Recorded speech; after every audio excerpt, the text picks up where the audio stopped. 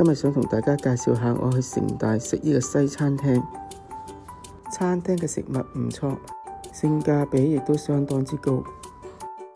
城市大學並唔係對外開放嘅，所以如果大家想知道點樣先可以入城大嘅話，記得睇到片尾啊！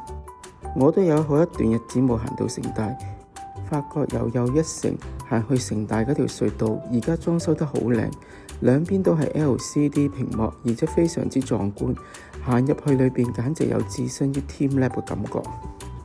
行到隧道嘅盡頭，正如我之前所講，城大係唔係對外開放嘅，見到有啲閘都閘住咗。我哋過咗個大閘就入到城大嘅範圍裏邊啦。城大嘅入口設計都唔錯，兩側都有啲有蓋嘅建築物，唔使怕日曬雨淋。離遠大門口就見到 CityU 嘅 logo， 見到個大門口係3道紅色嘅門。其實城市大學係以唔同嘅顏色嚟分送嘅，分別係紅、黃、藍、綠、紫。入到裏邊見到大門口嗰啲柱同埋牆都連咗一啲同劍橋大學相關嘅一啲學校資料。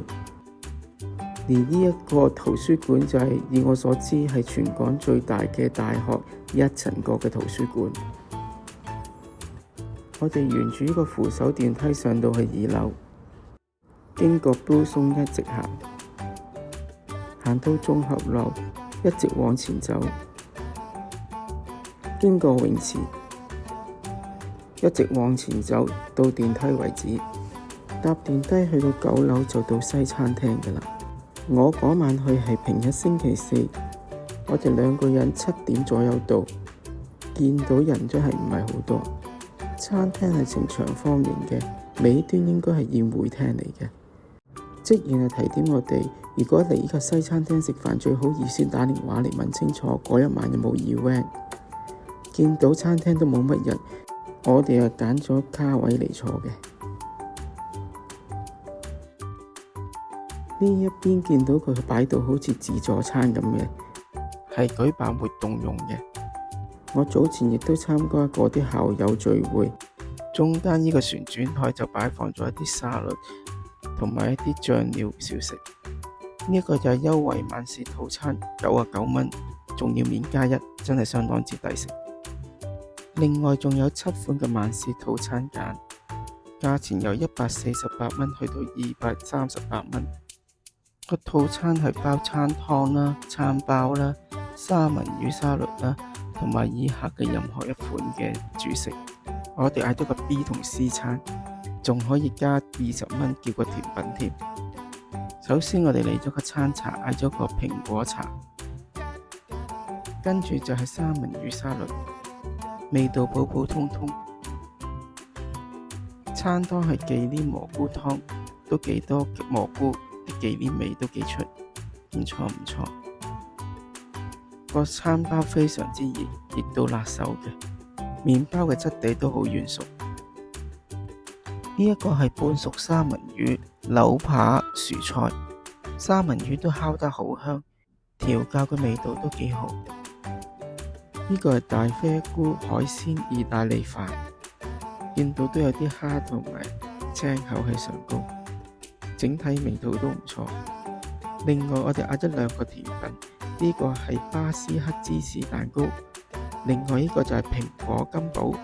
我覺得個蘋果金寶都相當之新鮮，而且食落去甜度適中。20蚊加呢個甜品真係相當之抵食。呢個芝士蛋糕賣相都相當之可觀，芝士蛋糕嘅形狀好似一啲蛋撻嘅感覺，芝士味濃郁，而且唔會太過甜。我覺得呢個甜品都相當之唔錯。